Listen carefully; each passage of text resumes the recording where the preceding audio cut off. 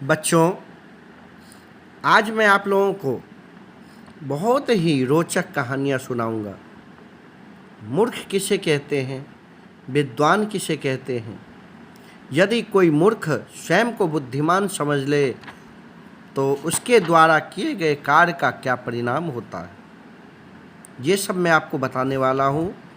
आप हमारे चैनल पे नए हैं तो उसको सब्सक्राइब कर लें, लाइक करें, जिससे आपको और नई नई कहानियाँ, रोचक कहानियाँ आपको सुनने को मिले। तो चलो दोस्तों, शुरू करते हैं। बच्चों, आज का कहानी का नाम है की खबैया चल छवैया। बड़े हंसते हंसते लोटपोट हो जाओगे आप लोग। इस कहानी को बड़े ढंग से सुनना। एक बड़े विद्वान पंडित जी थे। वे काशी जी से शिक्षा प्राप्त करके आए थे। अपने गांव में पंडिताई करते हुए उन्होंने पर्याप्त समय व्यतीत हो गया था, तो उन्होंने तुंगभद्रा के तट पर सुरमय उपवन में एक गुरुकुल की स्थापना की थी। एक दिन पंडित जी के घर पे पुस्तकों का बड़ा गट्ठर लेकर गुरुकुल के लिए प्रस्थान कर गए। वे मार्ग में एक गांव के बीच में गुजरे। गांव वाले ने पंडित जी के सिर पर पुस्तकों का गट्ठर देखा तो आश्चर्यचकित हो गए। एक गांव वाले ने आगे बढ़कर पूछा, पंडित जी, आप कौन हैं, कहाँ से आए हैं और कहाँ जा रहे हैं? आपने सिर पर ढेरों पुस्तकें क्यों रखी है? पंडित जी क्षण भर को रुके, ग्रामीणों पर एक दृष्टि डाली और बोले, भद्र पुरुष, मैं काशी जी से शिक्षा प्राप्त करके पंडित जी शिवानंद आचार्य हूँ। मैं दशरथपुर का निवासी हूँ और तुंगभद्रा के तट पर अपने गुरुकुल जा रहा हूँ। ये पुस्तकें गुरुकुल के शिष्यों के लिए है। पंडित जी, आप इतनी दूर से आ रहे हैं, आज हमारे गांव में विश्राम कीजिए। हमारे गांव में भी एक विद्वान पंडित जी रहते हैं।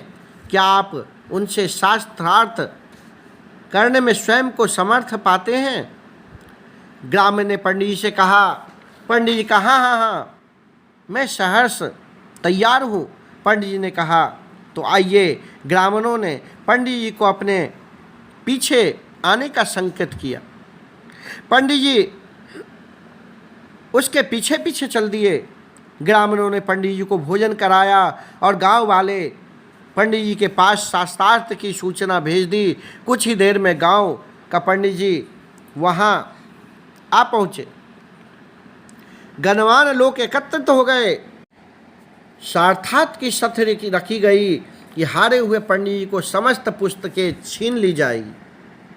दोनों पंडितों ने यह शर्त मान ली, एक स्थान विशेष पर शास्त्रार्थ सुनने के लिए गांव में घोषणा करवा दिया गया। इस गांव का पंडित अनपढ़ और गंवार था। गांव वालों पर अपनी योग्यता का सिक्का जमाने के लिए उसने झूठ तथा ब्रह्मामंडलों का आधार ले रखा था। किंतु पंडित शिवानंद आचार्य गुरुकुल में शिक्षा प्राप्त कर धुरंधर आचार्य थे। वे शिष्टाचार का पूर्णतया पालन करते थे। उनके मंच पर पहुंचते ही गांव वालों ने उनका अभिवादन किया। पंडित जी ने गांव वाले पंडित जी से कहा, नमस्कार।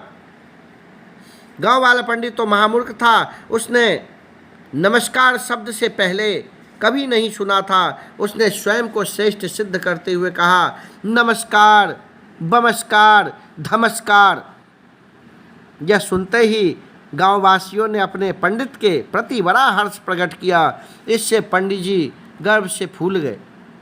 दोनों पंडित अपने अपने स्थान पर बैठ गए। शास्त्रार्थ शुरू हुआ। गांव वाले पंडित जी ने प्रश्न किया, की खबैया चल छवैया। यह बड़ा विचित्र प्रश्न था। इसे सुनकर पंडित शिवानंद आचार्य घबरा गए। उन्होंने समस्त शास्त्रों में कहीं भी इसे न पढ़ा था। बहुत विचलित विचार करने पर भी उन्हें कोई उत्तर न मिला तो निराश होकर उन्होंने हार मान ली और इतना होते ही गांव वालों ने उनकी समस्त पुस्तकें छीनकर उन्हें गांव से निकाल दिया। घर पहुंचकर पंडित जी शिवानंद आचार्य ने दुखी मन में अपने भाई शिवानंद को यह सब वृतांत कह सुनाया। विश्वानंद कोई खास पढ़ा लिखा न था, परंतु उसकी बुद्धि तीव्रगामी थी। भाई की बात सुनकर उसने व्यवहार का बदला लेने का निश्चय किया। उसने तुरंत ही पुस्तकों का एक बड़ा गट्ठर बांधकर गांव से कूच किया। वह उसी गांव में पहुंचा जहां गांव वालों ने उससे भी उसी प्रकार साक्षात करने के लिए कहा। वह प्रसन्नतापूर्वक तैयार हो गया। रात्रि को साक्षात सुनने के लिए सारा गांव एकत्रित हो गया। गांव वाला पंडित आकर अपने स्थान पर विराजमान हो गए। उसने अब नमस्कार करना भी सीख लिया था। जो ही पंडित जी शिवानंद आए, उसने कहा, नमस्कार। शिवानंद तो उसे मजा चखाने की सोच बैठे थे। तपाक से बोले, नमस्कार, बिमस्कार, चमस्कार, हमस्कार, धमस्कार, लमस्कार। यह सुनकर तो गाँव वाले दंग रह गए। मधुरवाणी में अभिवादन यह रूप तो उन्होंने पहले कभी नहीं सुना था। सभी एक स्वर में बोल उठे, क्या बात है पंडित जी, क्या खूब बढ़िया बात कही है, वाह वाह वाह। यह देख सुनकर तो गांव वाले पंडित का चेहरा फीका पड़ गया। शास्त्रार्थ होने लगा। गांव वाले पंडित ने फिर वही प्रश्न किया कि खवैया चल छवैया। यह सुनकर पंडित जी विश्वानंद मुस्कुराए, बोले, पंडित जी, यह व्याकरण का सूत्र है। इसे साधारण रीति से नहीं बल्कि बहुत से सूत्र लगाकर साध कर बोला जाता है, जो इस प्रकार है।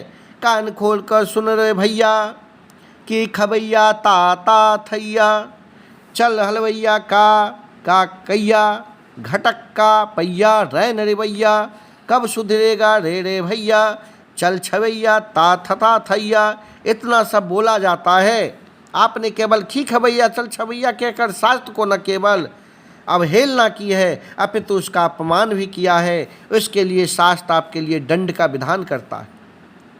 और वह यह है कि यदि कोई पंडित पूरा सूत्र न बोलकर शास्त्र का अपमान करे तो उसकी चोटी काट दी जाती है।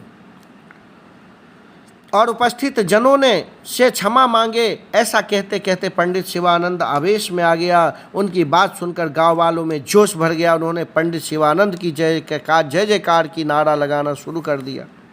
शिवानंद की जीत हुई और गांव वाले मूर्ख पंडित को शिवानंद के कहे अनुसार दंडित किया गया। विश्वानंद को पूर्ण विजय का सम्मान देते हुए गांव वाले ने मूर्ख पंडित के घर की सारी पुस्तकें शिवानंद को दे दी। गांव वाले पंडित जी की पोल खुल चुकी थी। वह स्वयं गांव छोड़कर भाग गए। बच्चों, अगर यह कहानी अच्छी लगे तो कमेंट में ज़रूर बताएं और हमारे चैनल को सब्सक्राइब, लाइक करें, शेयर करें, जिससे हम और भी आपको रोचक कहानियाँ लाएं जिससे आपको सुनने के मिले। जय श्री राधे भक्तों, जय श्री राधे बच्चे, जय जय श्री राधे।